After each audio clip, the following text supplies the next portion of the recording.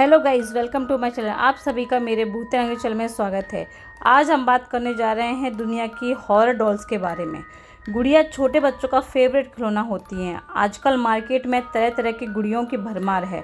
हर एक बच्चा इन डॉल्स के साथ खेलना पसंद करता है, लेकिन ये गुड़िया अगर खतरनाक और जानलेवा निकल जाए तो क्या होगा।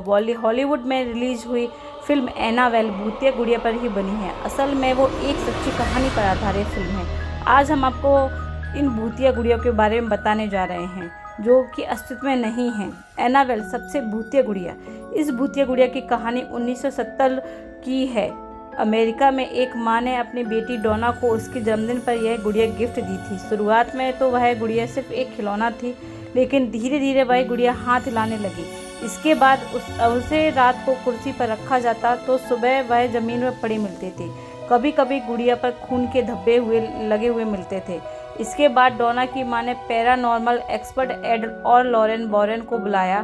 बॉरेन ने गुड़िया को देख बताया इसकी बेहद शक्तिशाली आत्मा ने इस पर कब्जा कर रखा है। इस गुड़िया को तंत्र मंत्र के सहारे से बड़ी मुश्किल से काबू किया गया। इसके बाद उसे वॉरेन के ऑकलट म्यूजियम में शीशे के शोकेस में रखा गया और इसे हाथ न लगाने की चेतावनी भी दी थी। रॉबर्ट, काले जादू से बोलने वाला खिलौना। रॉबर्ट एक खिलौना है। रॉबर्ट यूजियन ऑटो नाम के एक व्यक्ति को यह खिलौना उसके नौकर ने उसे गिफ्ट में दिया था। यह नौकर काला जादू जानता था और उसने खिलौने पर काला जादू किया था।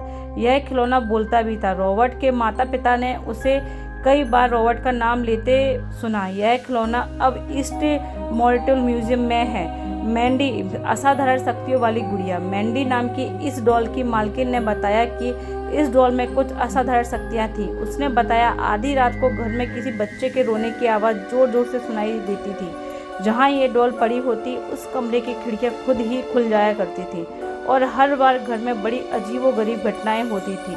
फिर उसने साल 1951 में इस डॉल को म्यूजियम में दे दिया था। ओकिको, जिसके बाल बढ़ते हैं। जापान की रहने वाली 70 साल की इकिची सुजुकी ने इस डॉल को खरीदा था। उसने ये डॉल अपनी 2 साल की बहन ओकिको के लिए खरीदी। 1 साल बाद ठंड की वजह से उसकी बहन ओकिको की मौत हो गई। परिवार के सदस्य बताते हैं कि ओकिको अपनी इस डॉल से बहुत प्यार करती थी, इसलिए इसकी आत्मा इस डॉल में बसती है। परिवार के दूसरे जगह चले जाने के कारण डॉल को किसी मंदिर में रख दिया गया था। कहा जाता है कि डॉल के बाल खुद ही खुद बढ़ते हैं, हालांकि नियमित रूप से इसके बाल कटवाए भी नहीं जाते। आप सभी को मेरी वीडियो अच्छी लगी हो तो प्लीज़ लाइक एंड कमेंट कीजिए, और आपको आगे और ऐसी डॉल के बारे में स्टोरी सुनना हो तो प्लीज़ मुझे कमेंट कीजिए। Till then, bye bye.